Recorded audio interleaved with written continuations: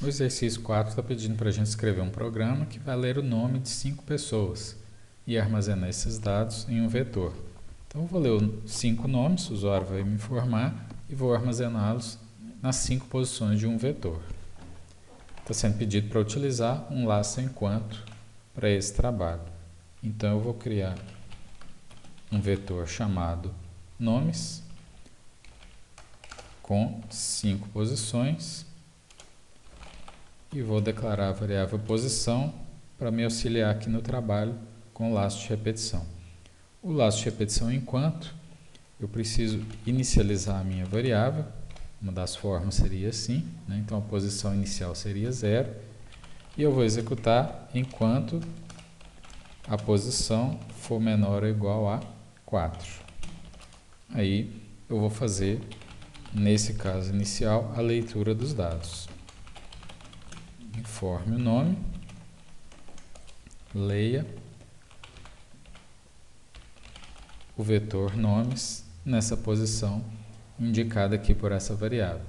Só que dessa maneira a posição começa valendo 0. Então 0 é menor ou igual a 4, ele vai entrar nesse enquanto. Quando ele voltar aqui nesse enquanto, a variável posição continua valendo 0. Então eu preciso incrementá-la, eu preciso falar que ela vai passar para a posição 1. Então, o meu último comando aqui vai ser posição mais mais. Vejam que são as mesmas informações do para, né? O para, eu coloco lá para, posição recebe 0, ponto e vírgula, a condição, que seria posição menor ou igual a 4, ponto e vírgula, posição mais mais. A única diferença do para o enquanto nesse caso aqui é o local onde a gente coloca essas informações. Então, dessa maneira que eu vou ler 5 nomes e armazenar em um vetor. É o que está sendo pedido, deixa eu fechar aqui, nesse início do exercício. Em seguida, o programa precisa possibilitar que o usuário faça uma pesquisa nesse vetor. Então, o usuário vai informar um nome a ser pesquisado. Esse nome, eu vou guardar ele em uma variável chamada pesquisa, que eu vou fazer a leitura logo em seguida. Vou colocar nome a ser pesquisado. Colocar um barra N aqui, leia, pesquisa.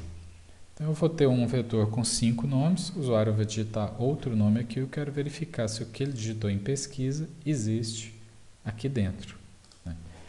Então para isso eu vou rodar um outro laço de repetição, né? Como ele não falou aqui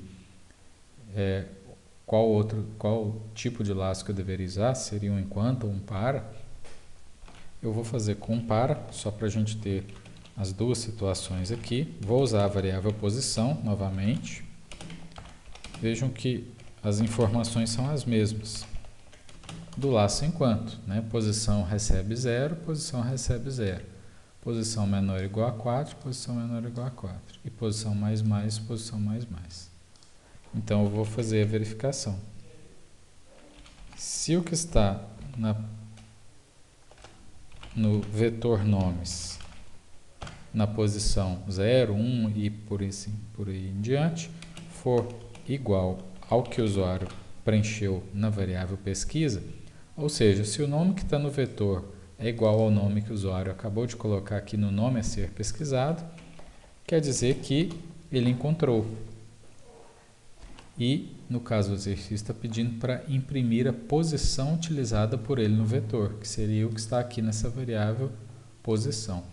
Então, eu vou criar outra variável aqui, chamada posição underline encontrada. E vou inicializá-la aqui com -1, quer dizer, eu colocando -1 eu indico que não foi encontrada, porque a posição inicial seria 0, né? Mas então, se o nome que ele digitou é igual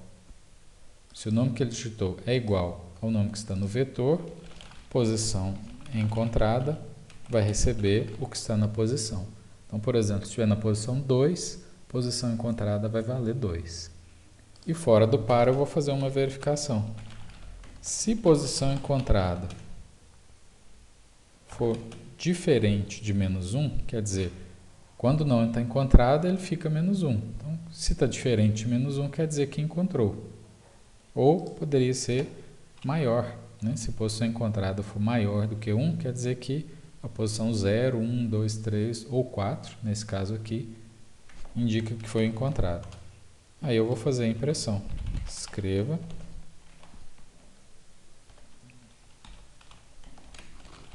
o nome, né, que ele digitou lá na pesquisa, foi encontrado na posição encontrada.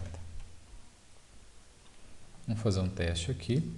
Vou colocar o nome Ana, Maria, Eduardo, Carlos e José.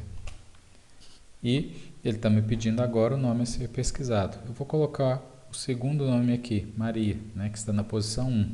Posição 0, posição 1, posição 2, 3 ou 4. Eu vou colocar aqui o nome Maria. E ele falou que o nome Maria foi encontrado na posição 1. Então, dessa maneira, eu percorro o meu vetor, verifico se o nome que foi digitado aqui existe, né? Se ele encontrou em alguma posição do vetor. Se ele encontrou, eu guardo a posição onde esse nome foi encontrado.